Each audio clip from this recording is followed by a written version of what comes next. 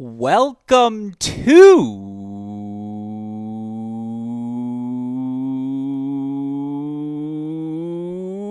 Hey, great shot. This is the Great Shot Podcast, a Cracked Racquets and Believe podcast network production. My name is Alex Gruskin. On tonight's show, we've got another edition of The Deciding Point, our weekly breakdown of everything happening across the Division I college tennis world. Of course, here on Tuesday nights, we break down the Division I women's game. And let me just say here at the start, you could argue we just had our most significant weekend, our most fascinating weekend of this 2025 season. And for a lot of teams, it was their final weekend of regular season play. So hopefully that tease right there helps set the tone for what promises to be a fascinating episode here today. I cannot wait to offer my thoughts on everything we saw unfold this weekend. The rare 0-2 weekend from a number one team in the country. So many other teams jockeying for regular season conference titles, for top 16, top 8 seeding come the NCAA tournament, which, by the way, is less than a month away. We got a lot to get into here on tonight's show, including, of course, previewing this week's conference tournament action. And joining me to help do all of that, the exact man I would want for an exercise like we plan to undertake today. Of course, you all know him best as the returning champion of returning champions to our Cracked Racquets shows, founder of the No Ad, No Problem blog and podcast, our on-the-ground correspondent for so much of this 2025 season. It's our dearest friend, my co-host John J. Parsons, joining us once again. Jay, hey, great shot. Welcome back to the show. Conference championship week is upon us, and yet I'm still not over what we saw this last weekend, my friend. How are you doing tonight? How are you? Yeah, I'm excited. I mean, Selection Sunday, or Monday, I should say, is less than 2 weeks away. It's April 28th this year. It's in April, which makes it just feel super early. It's normally like May 1st, May 2nd. So yeah, we are less than 2 weeks away. It's exciting. No, it's a lot. And again, I'm so excited to be here on the ground this week for the Big 12 Championships. Our coverage begins tomorrow, 3 p.m. Central Time, with opening round women's action. Of course, the men get underway on Thursday. We'll be here, though, all the way through Championship Sunday. And yeah, it's nice to get a little taste of Waco's. I'm going to be spending plenty of time here over the next month. But Jay, let's get right into it. Because what a weekend it was across the tennis world, the college tennis world, honestly, across the tennis world more broadly. That was my opening, if you listened to Monday's mini break podcast episode. But it was just one of those weekends in the college tennis world. And on the women's side in particular, Jay, it has me asking, with the postseason looming, for the first time in a long time, do we not have a clear-cut favorite? And the reason I ask that, it's certainly a hot-takey response, but we saw the number one team in the country, the team that has not lost since before the National Indoor Championships. We saw them go 0-2 in their final weekend of regular season play. Of course, the real shock came Friday as Georgia traveled to Austin to take on Texas, and the young Longhorns, they didn't just win, Jay. They earned a 4-2 victory where, respectfully, to you Georgia Bulldog fans tuning in, Texas was in front from start to finish. They were the front runners in that match, and boy, is that a taste of what that team's upside might look like over the next few seasons. But of course, despite that result, this Georgia team still headed to College Station with an SEC regular season title on the line, a team that they had obviously played in the National Indoor Championship this year, a team that they played 4 times last season as well. We joked about it last week. Don't overlook that Texas match. It might happen, but certainly after they dropped that, you thought, okay, how is Georgia going to respond here on Sunday? And look, to some extent, respond they did. It was a fascinating match, and when Asigio Mert was down 5-2 in the third and worked her way all the way back, it was shades of last year's match in Athens, where Dasha Vidmanova did something eerily similar on the team's way to a 4-3 victory over A&M. But this time, Jay, it's the Aggies who come out on top. Luciana Perez clinching the match on court number 4 deep in that third set. I mean, we have so many different directions we can go with this weekend. I guess my broad favorite, Jay, does this impact the big picture? Who's the favorite come May in your mind? Are you reconsidering things? Just what was your reaction to a fascinating weekend of college tennis here in Texas? I mean, I think it's a very valid question to ask. Are Texas A&M and Georgia a clear gap above the rest? Based on that match in Sunday, it's clear that those two teams are very similar Yeah. in level, right? I mean, Luciana Perez needs a third set tiebreak to win that match 4-3. Those two teams are clearly very similar, but we've now seen Texas beat Georgia. We saw Vanderbilt beat Texas A&M. How close are they to the field? I think is an unknown right now. I would say right now you're looking at those teams that are behind them. Is it a Michigan, a Duke, other teams in the SEC like an Oklahoma or a Texas who seems to be emerging? Right now, you lean Texas A&M and Georgia as still the favorites unless proven otherwise. I think we need more sample size. These conference tournaments will give us a good indication. If they come away from the SEC tournament still clearly a step above the rest of the SEC competition, I think you still lean them as your NCAA favorites. Yeah, I think what was so shocking about this weekend is ultimately what those losses looked like for this Georgia team. And it was positions of strength for them this season. Now, I want to be clear. Again, in that 4-3 A&M result, a 6-6 win for Stoyana over Dasha could have gone the either way. And we've seen that match go both ways for these two teams. Oftentimes, it feels like whoever wins that matchup at number one, you're ultimately going to be the team that wins that match. But just, again, for A&M to go beat Dasha at one, for A&M to get a straight set win from freshman Lexington Reed at the number 6 spot over Sofia Rojas, that was the eye-popping result. That was the one that made you think, whoa, like, maybe this A&M team has gotten even better as this season's progressed. I mean, that Georgia won the doubles and then lost this match, I think that's a particularly shocking thing as well. You feel like once this Georgia team's up 1-0, how is anyone going to beat them?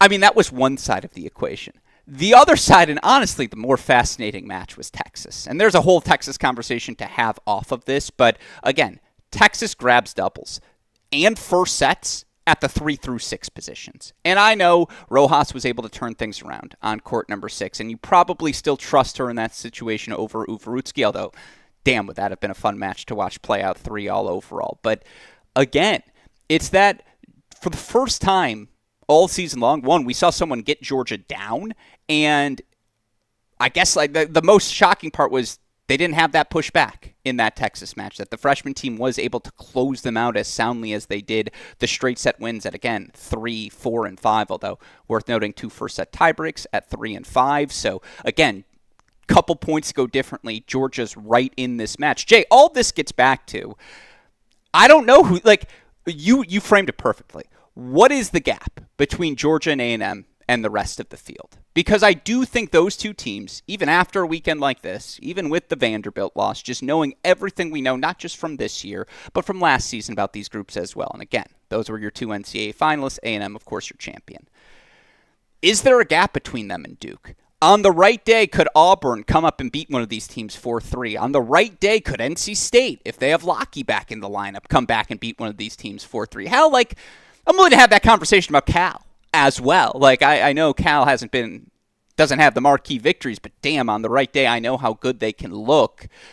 I guess that is my takeaway, and I'll give you the final word on this, is that any perceived gap, and I think if we would have done this podcast 1 month ago, March 15th, there would have been we talked about it, a significant perceived gap between those top two and the rest of the field. That gap has dissipated in my mind. I'm prepared for a lot of 4-3s coming up this postseason. I think everyone should be as well. I think it's very fair to say it is shrunk.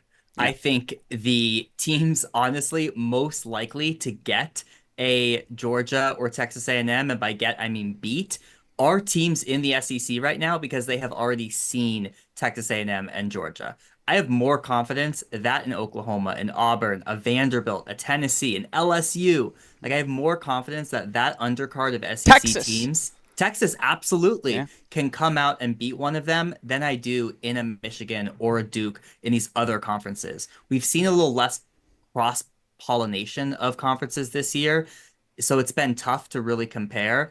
But if we don't see that in the SEC tournament, I'm ready to stake that Georgia and Texas A&M are clear-cut above the rest. That's such a a good point to make, and this is the most random thought, but in this spirit of who's the NCAA favorite and starting to project matchups and those sorts of things, because we're close enough, Jay, that we can now do that. I was thinking, I think quietly, of all of those quarterfinal teams, this is a crazy take, so you judge me on it.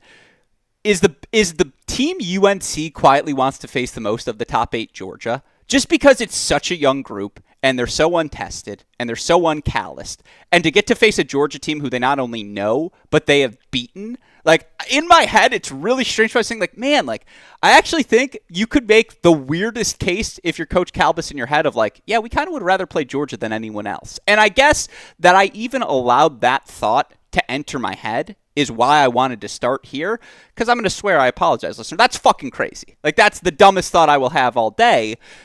And yet, is it crazy? I leave it to you. Yeah, if I'm North Carolina, I probably don't want to see Georgia again. You know, I probably don't want to give them that motivation of avenging that at-home loss. It would have been very different if that was their only loss, right? Certainly, that's a different sort of motivation. Yeah, I mean, I would if I'm North Carolina. I mean, look, I'd be scared to face any of these SEC teams. 100%. These SEC teams are incredibly callous. I think you made this point last week. They're going to be even more callous after this mini NCAA tournament we are getting in the form of an SEC tournament. Like, they are all going to be very dangerous come NCAA time. It's remarkable. I cannot remember a number one team, and this is not meant to be. By the way, if the NCAA tournament started today, I would still probably pick Georgia to win it. On the women's side, it would be a long, arduous process. We're not going to have to do that. We got some time before we have to get there. I just want to be clear on the Georgia side. I'm not breaking faith if I'm a Georgia fan. Like, this team is still good enough to beat everyone and win everything. But, man, like... Well, not the SEC regular season title. Well... Yeah, but I'm saying on the right. We're single elimination the rest of the way, right? They just have to be better than a team on a given day. I still think this Georgia team can walk onto any court and say our best is better than your best on any given day. And I do think that, of course, matters. And they're going to be at home for the first 3 rounds regardless of this weekend. But I just cannot remember. Like, I'm trying to think of the closest equivalent to this even in my time. And it's just like, it's tough. It's tough to find. It's a testament to the SEC. We've been talking about it all season long, giving the opportunity to play every team. The callousness, that's the word we keep coming to. Like, I was looking at the resume for Ole Miss, and I was like, man, that's going to be a nightmare of a first, second round matchup for whoever has to see them, because they're going to look at, let's say they go to, I don't know, number 15 Texas Tech in this hypothetical. They're going to be like, please, like, Texas Tech, we've already seen Texas and Texas A&M, like, let alone a Texas Tech. It's fascinating. I'm just like, I was talking about this with someone that trying to make the case.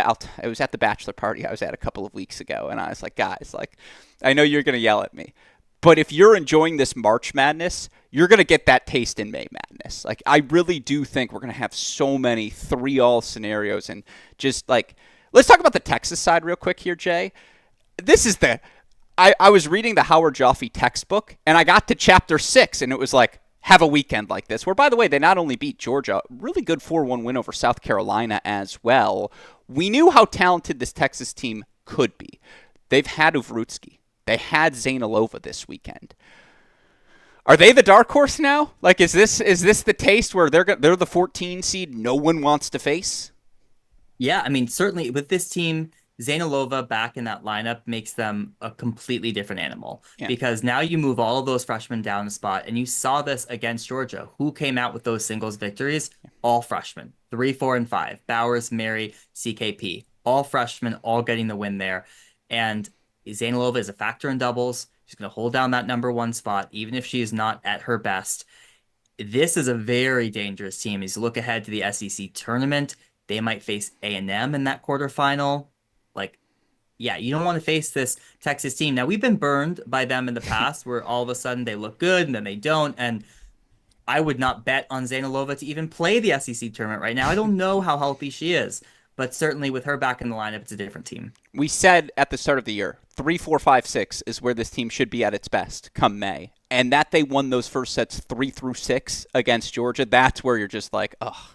I'm nervous. I don't want to play Texas at all. I also think Texas is like the 9 seed at the SEC tournament or something crazy like that. They're the 8 seed. Yeah. Yeah. The top 8 seeds in the SEC women's tournament are top 14 nationally. It's just, mwah, you gotta love this sport. Beautiful, beautiful, beautiful. By the way, we haven't talked about the A&M side of it. What's the one thing? Oh, I mean, first of all, this team is now like 66, 67 straight home victories. That's 68. 60, even better.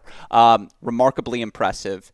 I mentioned this piece already. That Lexington Reed victory is maybe more singularly important than even winning the dual match 4-3. Because hell, Mert loses a 7-6 third set breaker there. Yeah, that sucks. But you trust Perez to, even if Mert wins that, you trust Perez still. She's earned that benefit of the doubt. Again, Kieran loses this match in 3 sets to Lapata. Fine, let's roll the balls out again. Let's try that one more. Again, Dasha and Mary are always going to be good. But she's the new piece, and she earned that straight set victory, and now they're regular season champs, outright, by the way, #1 overall seed, them versus Texas as a quarterfinal. Here's your gift for being the #1 seed, Aggies. Any final thoughts on just everything we saw in the state of Texas this weekend? No, I mean, Texas A&M looking really good. And Reed in particular, like I expected her to win that match. I mean, she has been really great since indoors. It's a different trajectory than what we've seen from Rojas, who was excellent indoors, has now lost 3 of her last 7. So a different trajectory there at #6, and that's tough for Georgia. But yeah, Texas A&M looking great. What's your panic meter level for Georgia? I actually thought they responded incredibly well after that Texas loss. Thoroughly agree. Yeah, they could have come out in College Station, and it could have been 4-0 in a matter of 2 hours. Like that. We've seen that from other teams who take a bad loss. Like North Carolina comes to example. Like every time they get smacked at indoors, they might not even they shouldn't even show up the next day because they're going to lose 4-0 past 2 years. This wasn't the Georgia team, right? They showed up. They competed very well in all of their positions. So panic level is not that high, but you can't be that confident right now. Like you're not going to run away with this NCAA title, that's for sure. I cannot wait to see the brawl that will be this week's SEC conference tournament. We'll talk about it more a little bit later. Again, do we have a clear-cut postseason favorite? All season long, it's been Georgia, A&M, rest of the field. You maybe still feel that way, but yeah, the delta has narrowed between that top 2 and everyone else as Georgia vulnerable in an 0-2 weekend against 2 very good Texas and Texas A&M teams. But that's just a little shot of adrenaline, shot of belief for every team who hopes to make a postseason run here in 2025. Again, I think that was the clear-cut place we had to start today's show. But one last time, Jay, as we have done every week, as I was making the outline, I was like, well, let me give him one more SEC undercard. Because, look, I mentioned Ole Miss earlier, who earned a victory over Florida. I almost put that on this list, but I got 3 more results for you, Jay. You tell me what you found most impressive. 1, Auburn over LSU, 4-0, though worth the disclaimer, no Kayla Cross, for LSU on the day. You had Vanderbilt, 4-3 win over Tennessee in a match where they only had 4 courts to play on, so it was slow, it was steady. It was an old school war. Like 2011 called and said, we love the format of this match. Let's keep this moving forward. Or how about that same Texas Longhorn team? You know what's really impressive? Beating the #1 team in the country. You know what's really hard to do? Coming out that same weekend and earning another comprehensive victory. And that's exactly what they did over a very good South Carolina team, 4-1. And again, a Texas team that's been top 16 by ranking, but certainly not top 16 by form, finally looked the part in the final weekend of the regular season. Jay, again, Auburn 4 over LSU, Vandy 4-3 over Tennessee, Texas 4-1 over South Carolina. Which impressed you most and why? Well, it has to be the Vanderbilt win over Tennessee 4-3. That was another third set tiebreak to clinch that at #5. Trinetra Vijay Kumar, the freshman there, getting the 11-9 in the third win in the tiebreak, as you mentioned. Played on 4 courts, so an elongated match. And between 2 teams that don't like each other, in-state rivals. So it's been fun to see. And I'm impressed with this Vanderbilt team. It's a Vanderbilt team we've talked about for years on the show. What has been lacking from this Vandy program has been the fight and the grit that these other teams exemplify. A Tennessee program that has that in spades. And so for Vanderbilt to come out and get this win in that fashion at home, long match, very impressed with Vanderbilt. Really start to finish. The fact that they lost to UCSB at indoors, back in January feels like a lifetime ago. No, again, for CB to beat Tomase in straight sets, for Valeria Ray, who her start to the season, I don't want to be like, I don't want to, I almost said it was a cute start to the season, but did it really matter? Like, I don't mean to demean her because you go 20-0 or whatever it was, 18-0, like, that's ridiculous. I had this conversation with Chris the other day that Jack Anthrop is now 62-4 for his career in dual match play. It's like that you need a season like the one Valeria Ray is having to even get in that sort of conversation. But to beat this Tennessee team at the top two spots, that was my long way of saying, again, to go in to beat Tomase, to beat Olia, ridiculously impressive. Again, this team also dropped the doubles point, and given the format, it felt like this team was down 3-2 forever. And Suarez took that first set. And just, again, for this team to come back, again, you're right. Like, this team thought, not this team, but Coach Subanos, when she was mapping things out a year and a half ago, it was like, well, I'm going to have all these pieces and Kayla Cross. Boy, can we be good. Now you just have this massive absence, and yet they haven't skipped a beat. And yet they've gotten back into the mix. And what is, again, do we have to rave about the SEC? Didn't we just do 20 minutes doing that? And this team finished in the top 5, and this team played its way, after a first day loss in kickoff weekend. This team is going to be a top 16 seed. You look at the rankings right now, they're 13th overall, like, barring disaster. They're very likely getting in. And maybe even then, they're still getting in, Jay. Yeah, and like, what's disaster? They lose the first round of the SEC tournament, and it's not going to be that bad of a loss. Exactly. So, I mean, man, like, I agree. This was the one. This was a tough loss, certainly, for this Tennessee team that's played a lot of 4-3 matches. It feels fitting that this Tennessee team played this 6-hour match because perhaps no one else was built for it like they are, and yet Vandy beat them in it. And again, like, to come out on court number 6 and get an 0-2 victory after waiting around for 4 hours, Amy Stevens' win might be the most impressive thing we saw all weekend. Like, even though she wasn't the one who clinched 11-9 in the third, but I'm telling you, like, you've waited around all day at these events when you're watching. 3 hours in, you're gassed. And imagine, like, I like the idea of David Secker coming up to you, Jay, and being like, all right, we need you at 6 now. Like, really, really impressive. It's such a good win for Coach Subanos and the Doors. Like, yeah, they're a top 16 seed now. Yeah, absolutely. I mean, I'd much rather play a straight set 0-2 match than a 7-6 in the third match after waiting around all day, but sure. Well, again, coming out with some urgency. You're like, I've been here long enough. Let's get off the court. For Auburn, look, no Cross is disappointing. And again, all right, I'm just going to say, we're doing full honesty here, Jay. It's get it all off your chest. I've been doing that for years. I don't know what you've been doing. When I had that North Carolina-Georgia thought earlier today, simultaneous, like, and I guarantee you LSU is going to end up going to Michigan. Like, I just pencil that one in now. That'll be from the gods. That'll be the matchup, and they'll have Kayla Cross on that day. It's a great win for Auburn, an Auburn team that had that bad stretch, start of March in SEC play, and has built their way back. You look for Auburn now, they're 6th. They're probably going to see that one gets a little dicier because you do have Tennessee, LSU, Vanderbilt, like, all looming. And if one of them beats a Georgia or an A&M again, now you can make a push for that top 8 spot. But of all that SEC pack, Auburn, Tennessee, LSU, Vandy that we've talked about all season, Jay, they're the top 8 seed right now. They're the ones sitting at 6. And in year 1 for Jordan Szabo, he might be my replacement pick now when we do the all best team, first team lineup. Like, that's ridiculous to do that in year 1. Yeah, well, some of us were on that train mid-season. Others were choosing Coach of the Year. Others like to be creative. Year. Yeah, I mean, it's interesting. I mean, this pack of SEC teams, they have all had a pretty remarkable arc in their own right. You go down the list. Like Vanderbilt, we didn't see this coming, right?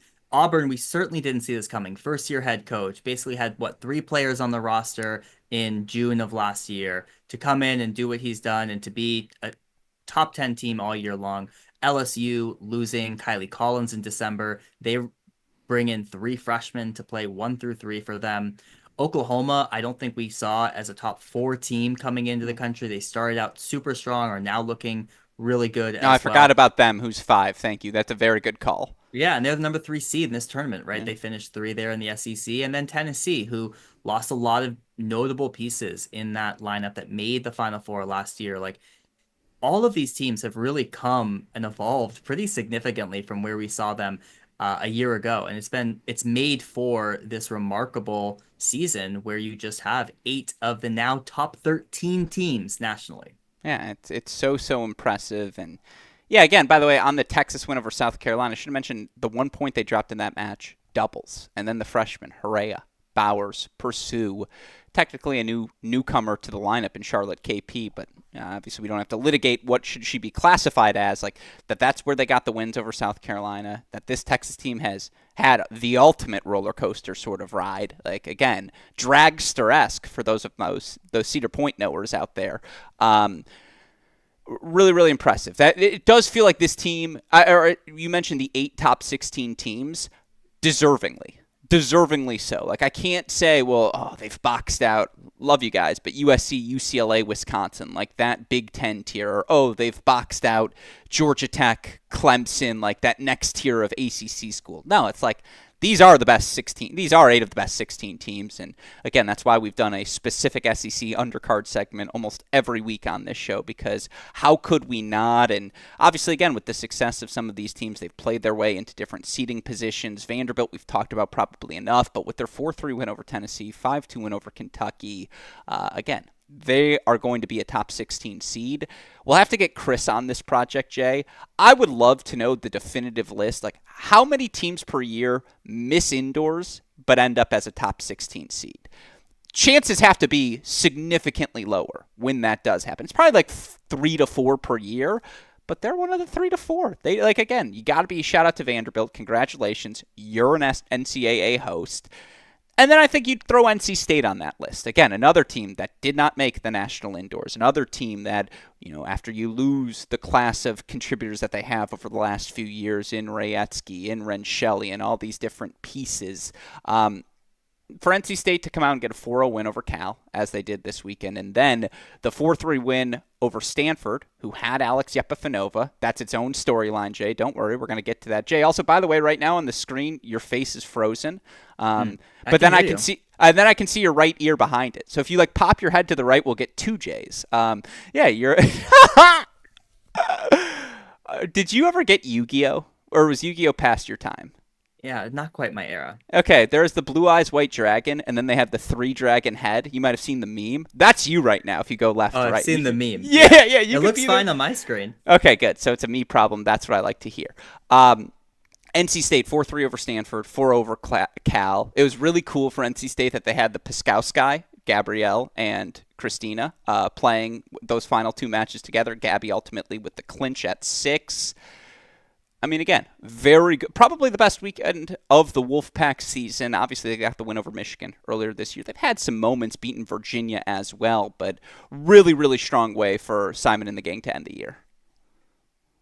Well, yes and no. I mean, I was very impressed with that 4-0 win over Cal. They win both of these matches without number 1 Michaela Lackey in that the was lineup. The other piece. Very good point. Yeah, that's, I think, what makes it most impressive. I think to do that at Cal, I probably would have taken Cal in that match, knowing that Lackey was not going to be there. They get the 4-0 win. Stanford really tests them.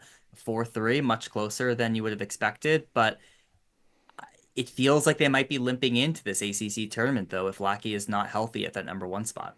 That's fair.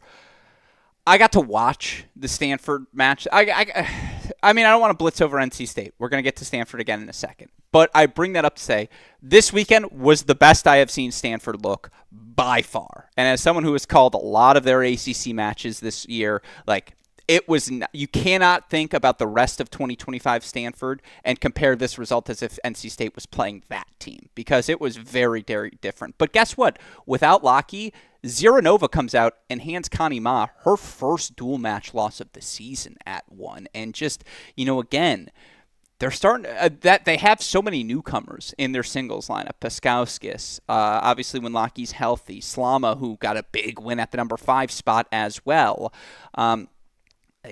We know what they are in doubles. And it does, again, getting to watch Broadfoot and Zampardo, that's a really good number 1 doubles team that you can play Anya Ziranova at 2 doubles with anyone. You feel like, okay, we might have the best player on the court with how well she has been playing of late. And then I'm just going to trust them to mechanically work their way through 3 tactically. That's the word I was looking for. I like this NC State team. They are one of my most teams I'll be watching most closely at the ACC tournament, because it does, like, what is the difference between NC State, Virginia, and UNC right now? And Cal, like, I have no idea. I need to see those teams go play at the ACC tournament, and I'm going to give Duke a slight benefit of the doubt, but someone needs to go. Honestly, anyone who gets to play them, great litmus test for them. I guess, yeah.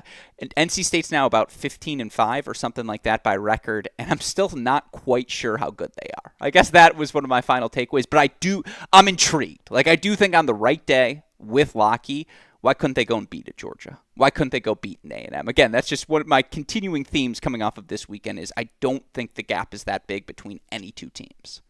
Well, one of the reasons we don't really know much about this NC State team, another team that didn't make indoors. Sure. Right? They had a tough start really to the season. They've started to look a lot better, and now without Lackey in the lineup, they still get good wins over Cal. It was really good win. The Stanford win, just the scoreline of the Cal win was pretty impressive. But yeah, I mean, there's a lot of parity right now in the ACC. I would throw Duke in there. This Duke team played NC State 4-3, very close.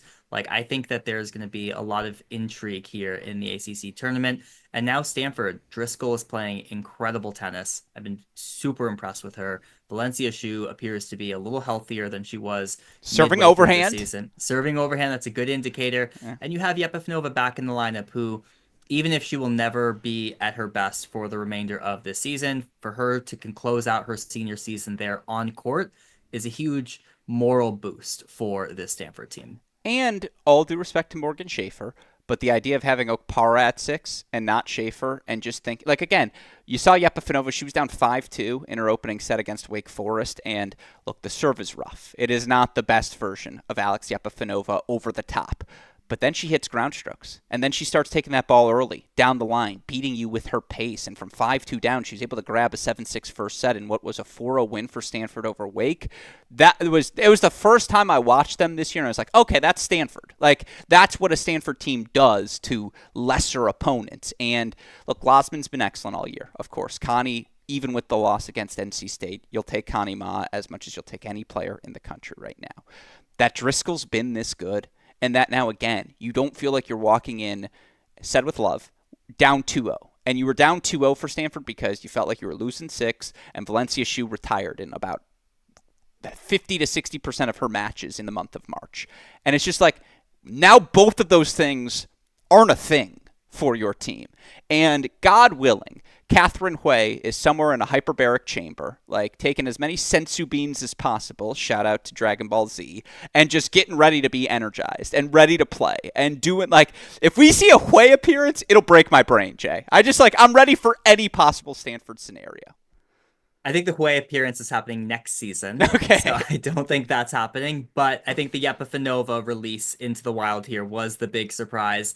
And she should take underhand serving lessons from Valencia Xu, because I think that that's probably going to be a little more effective than trying to get that serve working. Because you're right, off the ground, she can certainly beat anyone at 5. Do you think Iñaki can start a consulting firm to be like, hey, like, here's my film from last year. Like, this is how it works. Like, you can actually be a set down in an NCAA quarter and still win your match serving underhand. It's just Montez LLC. Get it rocking and rolling. But no, to have Yepifanova back, it was one of the biggest storylines. Because I'm just telling you, it was an eye test thing.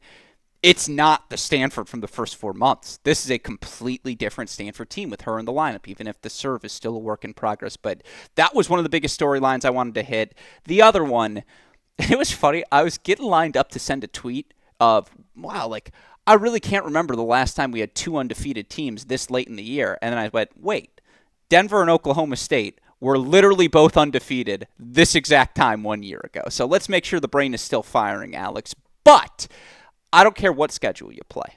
I don't care what conference you're in. Jay, you and I have been watching this game a long time.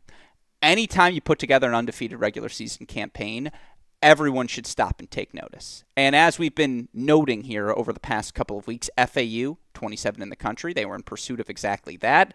They get a 4-1 win over a very solid FIU team that they beat FIU at the top 2 spots as well, where obviously FIU's got 2 top 100 players in the country in Karutanova and Quadre. 15-0 is 15-0, man. They went undefeated in the regular season. A tip of the cap and a clapping of the hands for them, Jay.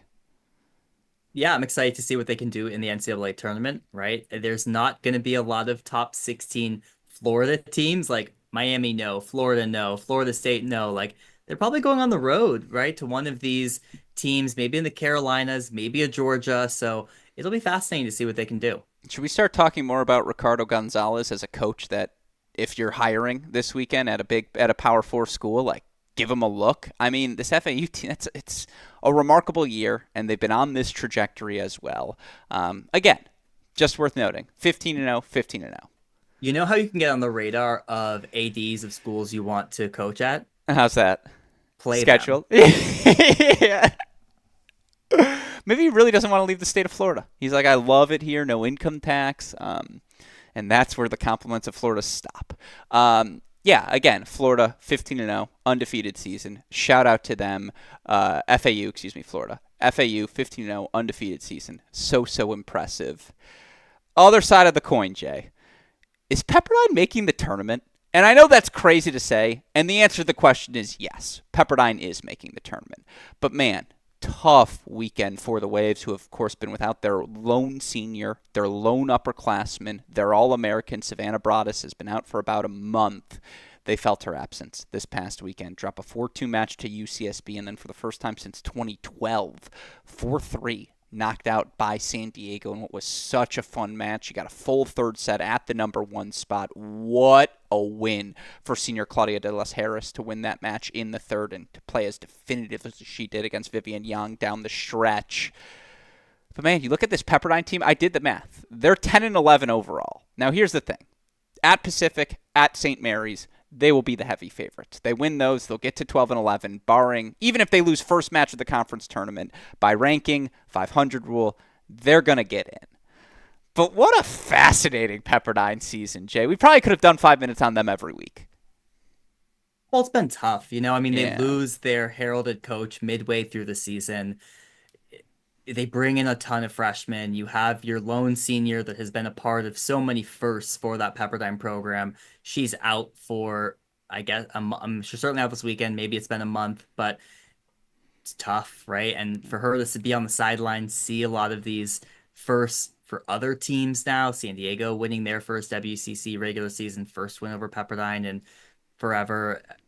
It's challenging. It's tough. I don't know what else to say, but yeah, they'll Well, be in the tournament. Hopefully, Broadus will be healthy for both the WCC tournament and NCAAs. let me just say, I got to watch their freshmen, and they have Vivian Young, obviously, as well. Everyone but brought us the chance to come back next year.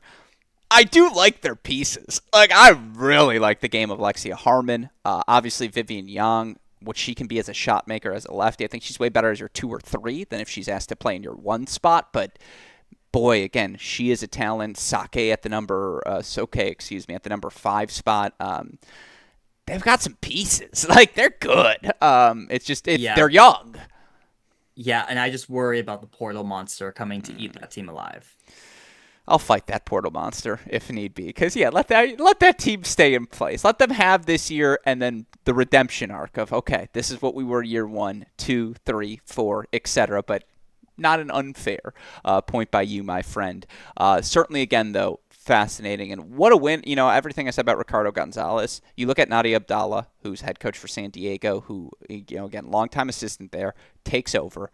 Second round of the NCAA tournament in each of the last 2 seasons. This year they got off to a little bit of a slower start, no denying that. But how did they respond? They beat Pepperdine. They win a share of the regular season title, which they can clinch outright with a win over Washington State this weekend. Like, that's another coach. By the way, San Diego, you got great coaches. You got to lock those 2 down, whether it's, again, Keckley or Abdallah, because really, really impressed by the San Diego squad. Yeah, and this was a team that you were high on coming into the season because they had some veterans in Claudia De Las Harris, in Kaylee Evans, who had a fantastic fall. We talked about her And a great results straight there. set win over Pepperdine as well. Yeah, I mean, she's been playing really well. They had a tough season. They had to cancel matches due to injuries and not having enough players. So this is a huge, huge moment for that program. In a few months ago, 6 weeks ago, you did not see this coming. Yeah, and they had a top recruit, Mushika, coming in as well, who we haven't seen at all this year, and again, been hit by the injury bug. But yeah, so impressed. I just want to make clear, we saw it, San Diego, this year. I was on the call for it. Of course I saw it. But yeah, really, really impressed by them. And then for UCSB, like, this sounds very callous, crash, all the words. But think of your word, you pick it. You can't waste Amelia Honor's senior season. And I'm really happy that this team has been top 40 all year long, that we're going to get to see this team in the NCAA tournament push, because, like, in a lot of matches, and I don't care who they're playing, they're going to walk out on court with the best player in the on the court. And it's just nice to see, again, for a non-traditional Power 4, like, so impressed by the consistency for UCSB, dating back to that win over Vandy to start the season. Yeah, and they're cheering Vandy on hard. Yeah, no one's happier. Yeah, they're excited for that. But yeah, it's good for. I mean, that's what you feel about Broadus as well, particularly because there's no individual tournament this year. So it's not like, hey, if your team doesn't make it, you're still going to have a moment where you can go and clinch All-American. You can make a deep run in NCAAs, like Broadus and Chen did together in doubles, like Honor did, becoming one of, if not the first All-American on the women's side in UCSB history. So you don't have that this season. And so it starts and ends with your team event. And for UCSB and a Pepperdine, it starts and ends likely on the road in those first 2 rounds. So it's a little unceremonious for some of these more heralded non-Power 4 seniors. Not an unfair point to make. Who roots harder for whom? UCSB for Vandy or FAU for UCF? Well, I'm going to go UCSB for Vandy only because their second best win is Pepperdine. And that one might not be trending in the right direction. That's fair. I like it. Again, fair question to ask. Either way, this was one of my favorite storylines. Again, certainly just to monitor the ups and downs. You know, I love watching these freshman-centric teams. I'm trying to always be early, not late to the bandwagon. Tough weekend for this young Pepperdine group. Tough weekend for the young Florida group as well. Jay, unless they win the SEC tournament, Florida's not making it. They're 8-13 overall. Folks, that's the 500 rule. You have to be 500 or better if you're going to get an at-large bid.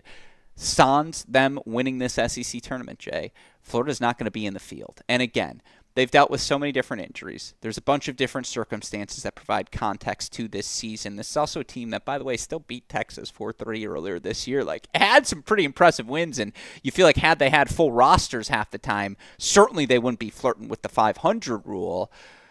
What a weird season for the Florida Gators, Jay. Yeah, look, Pear, if you leave midseason, one of those two teams needs to have a good season.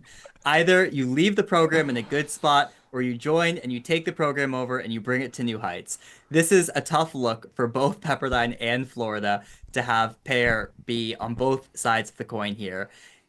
It's been a brutal season for Florida, arguably their worst in modern history. And it's a lot of injuries, it's a lot of personnel. It's not been good for the second most decorated program in women's tennis. Do you think we should have allowed the two teams to merge and meld this year and been like, okay, it's Pepperda or Floridine, and we just do like a combo? Well, that team does really well. Well, some were pretty surprised that more of those Pepperdine players maybe didn't go to Florida. Sure. In the mid-year, particularly some of them that came in January. So I thought that was going to happen. Pear didn't bring in any new players there in January, but yeah, I mean, maybe if these two combined, then you're looking at a top 16 team. Yeah. Now let me ask you this though: does this Florida team belong in the tournament? Like, just thinking about this because we haven't talked about it in a while. 500 rule, pro or con? Well, that's a different question than this Florida team. Fair. Because like this Florida team, if you can hardly even field 6 players, yeah, like no. The 500 rule, like, honestly, I've wavered on this over the years. I probably would want more confidence in the ITA ranking formula, of which I think is probably too biased towards Power 4 conferences and inflation of beating each other.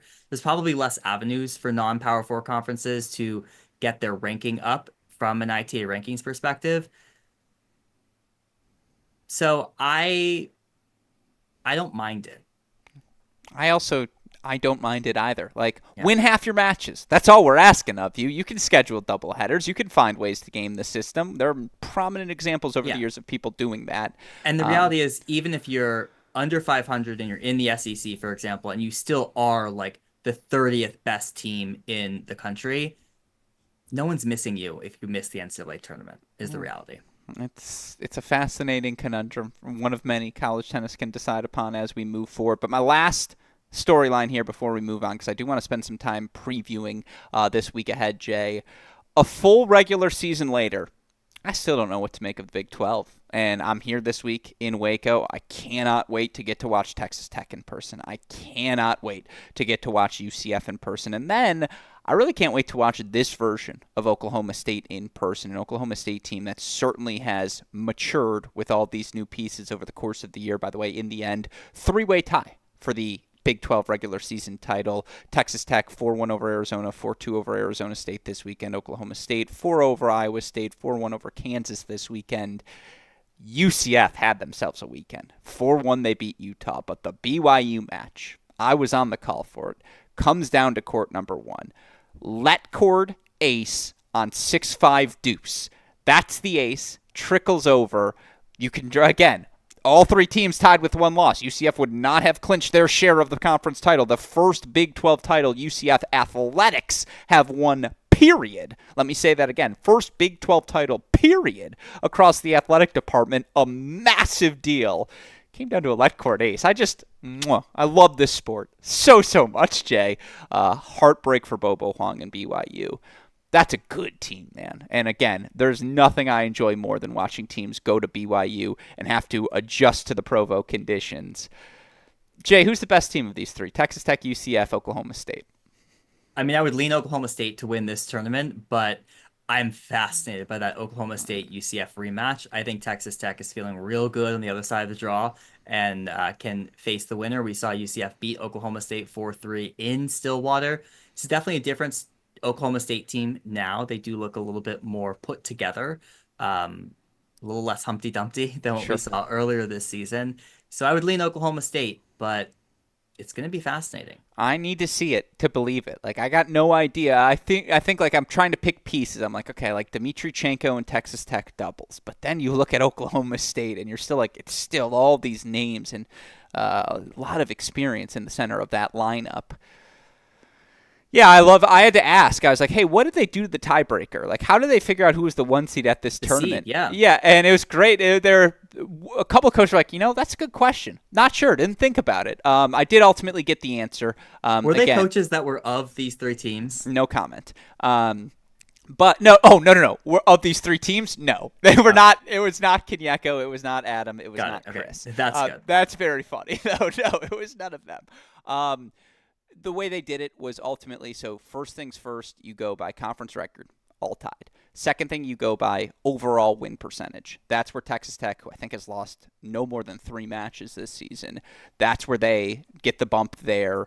After that, you go head-to-head, and that final head-to-head, so that's why UCF's the 2, ultimately Oklahoma State the 3, but it was overall win percentage is the second tiebreak they turned to.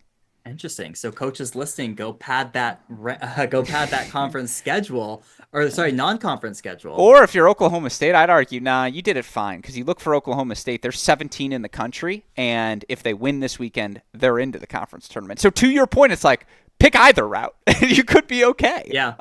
But if you're going to use head-to-head, I don't know how you do that if not everyone plays each other, which is the case for these three teams. So thoroughly agree. Texas Tech, Oklahoma State not facing off against one another. The only way they would play would be in a hypothetical Big 12 final this week. But yeah, again, after all that, by the way, Arizona State, TCU, Kansas, Iowa State, like it's Baylor, still the home team here. 4 seeds. 4 seeds. And honestly, they had to play all 3 of these teams. They drew the short end of the stick, but here they are, home team. They got a shot there. Give them the callous boost. They've seen it. They've been there. They're at home. I'm really excited because I have a lot of questions about the Big 12 women's side, and I get to be here for a front row seat for all of it. Of course, those are the big storylines. Again, other results we might have missed. Duke completed an undefeated ACC season. Really difficult to do that in the regular season. Duke wins their first regular season conference title since 12 or 13, Jay? 2018. Oh, 18, excuse me. That's shout out to you. But was it their first undefeated in a while? 2012 first That's undefeated. what it was. Yeah, I was like, I saw one of your tweets, Jay. I just don't remember what the context of it was, but that's really impressive. UNC finishes out an undefeated weekend as well. I mentioned the Cal Stanford wins over Wake Forest this weekend. One match we haven't mentioned that we were keeping an eye on, Michigan. They get a 4-1 win over Washington. Looked pretty comfortable. That was a great win. That was a very impressive scoreline win. You said it, so I don't have to. Yeah, Michigan looked really good. Lily Jones at 3 is starting to really heat up of late. It does also feel like starts Lundy, Bernalis, Reese. Like they found not Bernalis. That was a 1-2 loss at 6. No, but I'm saying more broadly. Like it does feel like for Bernalis, she's playing 1 doubles. Like that's not an insignificant ask of a freshman, and so it does feel like these pieces have fit. These pieces have fit. Very well for the Wolverines, who are going to be a top 8 seed, regardless of what happens against Ohio State here this week. USC, UCLA gets victories over Iowa. That was one I had my eye on. Illinois did grind out that 4-1 win over Northwestern to give themselves the inside path to the NCAA tournament main draw. Harvard over Yale. Charlotte over Wichita State, Fresno State over Nevada. How about the Penn win over Columbia? Anyone who saw that celebration, you knew how much that mattered. Jay, did I miss anything from the week? Any other thoughts? No, I think that's it. Yeah, it was a busy week indeed. By the way, SMU playing for their tournament lives against Clemson and Georgia Tech, almost winning both matches. They did get the win against Georgia Tech. That was a really fun little weekend for me to cover over on the ACC. Yeah, absolutely. That was a great win for SMU. Yeah, they're good, man. Pittman, Morris, Llewellyn, God, I've seen it. We're at the point of the year where I've seen all of these players so much, Jay, because of what we're fortunate to get to do. So I got lots of SMU thoughts if anyone wants to hear it, but we'll save them for a different time. Let's move on now to our rankings here as we get ready for conference tournament play. Jay, an opportunity to shift things at the top. Haven't had a lot of chances to do so. Let's just go through them all one by one. Did you change your number 1 team? I did. You went Georgia. Texas A&M. I did. I did not. I stayed Georgia. I'm not penalized. Again, let's compare the losses. Texas, Vandy, equal. Georgia beat A&M, neutral site. A&M needed a 4-3 win over Georgia at home. Other than that, resumes equal. This is an outdoor sport, and one was indoors, one was outdoors. That's a good point. That's a very good point. But one was home and one was neutral. So those things cancel each other out. I don't know. I like the Texas loss better than the Vandy loss, even though the Vandy loss was without Stoyana. Right? I mean, that's a big caveat, Yeah. but it wasn't. She lost to CB Moore. No, you're right. That's why I was like, I don't remember. No, I'm sticking with Georgia. I'm not going to be prisoner of the moment here. They're still the top 2, but I'm sticking with Georgia, and you all can fight me if you disagree otherwise. All right, I went Duke 3. What'd you go? I'm keeping Michigan at 3. Okay. Did you go Duke 4? Yes. I went Oklahoma 4. Did you keep Oklahoma 5? Yes. I have Michigan as my number 5. Now is where we get interesting. Auburn up to 6? Auburn up to 6. We agree. UNC 7? UNC 7. We agree. Ohio State 8? Ugh. I can't go that high for them yet. Okay, so who's your 8? I'm going with Virginia. Oh, really? Whoa! Virginia did get a win over Virginia Tech, who... Yes, and the reason I'm doing this is Okay. I'm respecting the resume a little bit here, but this is one of the first matches I feel like we did see all players accounted for against Virginia Tech. Kozakova in doubles, she doesn't play singles, but at least their top 6 singles players on court and factoring them in here. Interesting. They're my most interesting team at the ACC tournament, which is shocking to say because there's a lot of interesting teams. But yeah, I don't know how good Virginia is. And in the last time we saw them in the most relevant, that kickoff weekend indoors push, which just feels like there's heightened importance, they were absolutely in the top 8, top 5, and in the discussion for all the things. I have them 14 on my list right now. That's fair. I mean, based on results since indoors. Yeah. Exact, but I have no problem with you having them at number 8. I really like that. I'm jealous of the take, Jay. All right, I went Ohio State 8. Are they your 9? Yeah. Okay. I went LSU 9, and I feel horrible about it. But, their losses are all without Kayla Cross. And I just don't want to, this team is, when they are everyone, they're one of the top 10 teams. I couldn't have them any higher than 9, and you have to penalize them for the losses, but I also wanted to factor that in. Like, I still think I'm picking them above the teams who I have ranked below them. That one is so tough because, I mean, again, it crosses there. They could go 3-0 in those matches. Yeah. That one's really tough. Are they your 9? I have Texas. You have Texas up to 9? I mean, come on. They just beat the number 1 team in the country, and they beat them. Like, they beat them. They really beat them. I love that. Oh, you have them at 9, though? Over Vandy? Oh, yeah. Over a Tennessee, who I think beat them?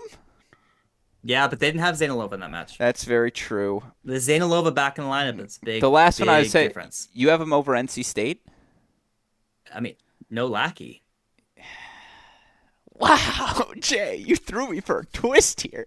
I really like that. I have no problem with I went LSU 9, NC State 10, and I left Texas and Virginia both out. Who's your 10? I have Ohio State there. Yeah. I am like penciling in Ohio State there until we get another Michigan match, and then we'll go from there. Fair enough. Here's my last take on this. I think our top 8 has a lot of fluidity in it. I think I know my 16 best teams. I think I know what the top 16 should look like, Jay. I think it should be Georgia, A&M, Duke, Oklahoma, Michigan, Auburn, UNC, Ohio State, LSU, NC State, Vanderbilt, Tennessee, Virginia, Texas, and then those last 2 spots get interesting. I think the Big 12 winner will absolutely be one of them. I have Cal as my 16th team over USC, Washington, second place Big 12 finisher. I think those are the 16 best teams. I think that is probably right. I'm not convinced that the Big 12 winner would be better than like a USC fully healthy. I'm not convinced. But I was a little underwhelmed with Cal's 4-0 loss to NC State as well. So I'm looking for a little bit more from them in the ACC tournament. But on paper, they certainly should be. And they're trending in the right direction. We were shown back in that lineup. I think she got the win over Wake. Yeah. So, yeah. But I think generally that's the right sentiment. Wiersholm did get the win over Wake. And the reason I know it is I missed 1 match point on our Sunday broadcast. Hit every singles, every doubles match point except for hers. And the reason I missed it, it's entirely Jamie Ashworth's fault for doing just such a great job and a compelling on-broadcast interview. And I just lost the thread for a second. It was devastating. I was pitching a perfect game, Jay. Anyways, you mentioned that ACC tournament. That's where I want to end, talking about the week ahead, talking about these conference tournaments in particular, the 3 big ones on the calendar. SEC, ACC, Big 12. I sent you 1 question for each of them. Who is your most interesting team entering the week? I have my power rankings broken down for this, but I will defer to you first. Let's start with the SEC. Who's your most interesting team? I mean, really, there are so many teams I know. that we could go with here. I'll listen to the Mississippi State case if you want to make it. To me, this came down between LSU and Texas. They were my top 2. And I am going with Texas because I think that is a potentially winnable match against Texas A&M in the quarterfinals. They've seen that team now several times this season. A smart person on this podcast, but not the smartest person, said it's a tough thing to do to beat a team 3 times. And that is what this Texas A&M team would have to do against a Texas team who could be playing their best tennis. LSU is an interesting, but I'm like, Kayla Cross, she's coming back from Japan, Billie Jean King Cup. Like, I think it's just tough.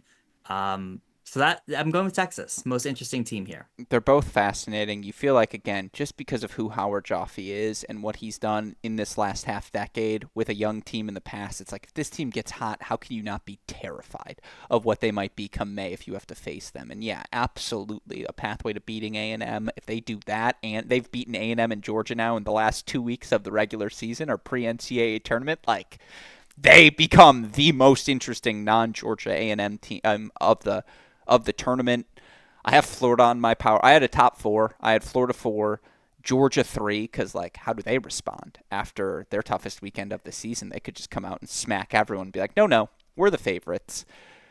I went LSU because it's like, all right, all year long we've been like, yeah, but if they're healthy, they could be the best team in the SEC. Yeah, but if they're healthy, they can do all these different things. You got one more shot to prove it before the postseason. Like, I want to see it. So they were my number one. I want to see them with Crossback. They've taken some lumps over the past couple of weeks without her. Like, how hungry might this team be to be like, oh, you thought you were better than us? Watch this. So they were my number one. But Texas was 1B. Well, I think add to the intrigue in LSU is no Gabby Rivera in that match against Auburn, and so that is something to monitor. They don't have the depth to compete against these SEC teams, so they need Crossback in that lineup, and they need Rivera in that lineup as well. Otherwise, they're going to start to leak points down there. Absolutely. ACC, most interesting team, and why? This, I think, it's the winner of Cal versus Virginia. Because both of those two teams, I think, can really test Duke. I actually know your answer is going to be Stanford, but Cal versus Virginia, I mean, we just haven't seen these two teams at their best in a long time. Cal potentially ever. And so I think they can really test Duke, particularly if we see a rematch of Cal versus Duke. That was the match that was 4-3, ended in a default. Cal was up 6-5. That one is very intriguing to me. You think Stanford's? They're my 2. UNC's 4 because I still don't know how good they are. Cal is 3 because everything you said. Stanford's 2 because everything we said earlier in the pod. Virginia's 1.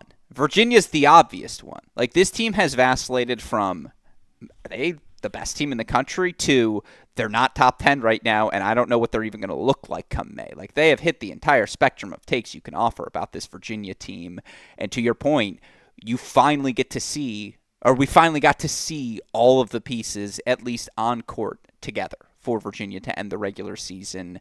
ACC Conference Tournament is loaded. And so I think they have a chance to flex their muscles and just kind of remind everyone, like, hey, look at our resume. There's a reason we've been top 8 all year long. I'm fascinated to see Virginia. They're number 1 on my list as well. Last up, Big 12. Texas Tech, Oklahoma State, UCF, someone outside that trio. Who's your most intriguing team?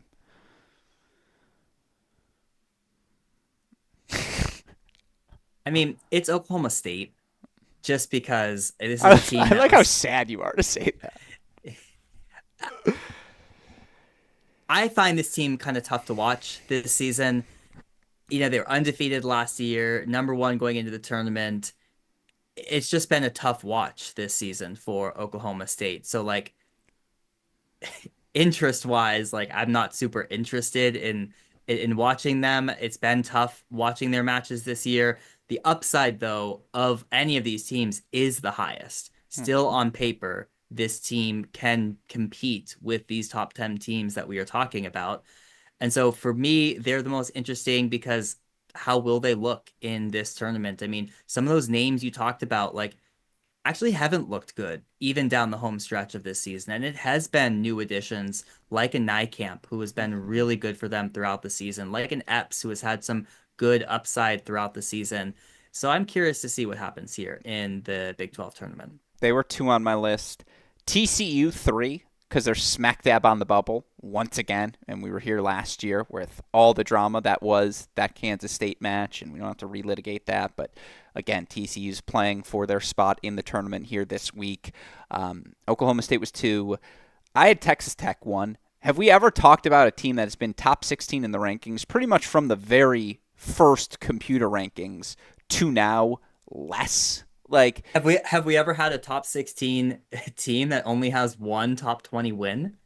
It's very fair. But again, they're in the camp of UCSB roots for Vanderbilt, and again, they root for NC State. They're like, keep winning, Wolfpack. Yeah, we love this. Like, that win came in January. Yeah, pre Lockheed, right? Or did they have Lockheed? Maybe that was her first match, if memory is certain. No, because her first match was against Pepperdine when she beat Kansas. So again, like, don't hate the play, I hate the game. If they go out and win this Big 12 tournament, though, like, it's hard to say they don't deserve a top 16 seed because they have beaten everyone they are supposed to beat so far this year. Like, outside of, I forget who they're. TCU. Yeah, outside of that, of one tough day at TCU, like, they have done a job. All right, predictions. Who you got winning the SEC conference tournament? A&M. I'll go Georgia. Who you got winning the ACC? Duke.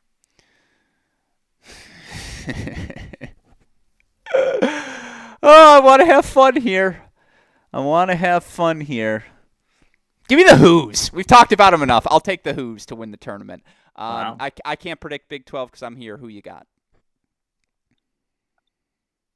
UCF.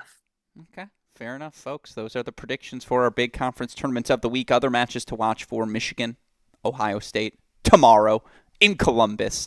Massive match, obviously, for both of these teams, particularly the Buckeyes, is that they want to make a top 8 push. You've also got Wisconsin at Ohio State this weekend. Huge match for the Badgers. USC, UCLA, part a million.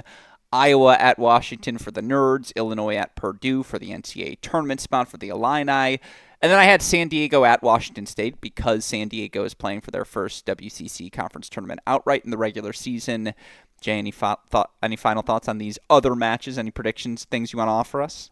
Well, next weekend is the Big Ten's time to shine. They are always the one conference that is a week delayed from the rest.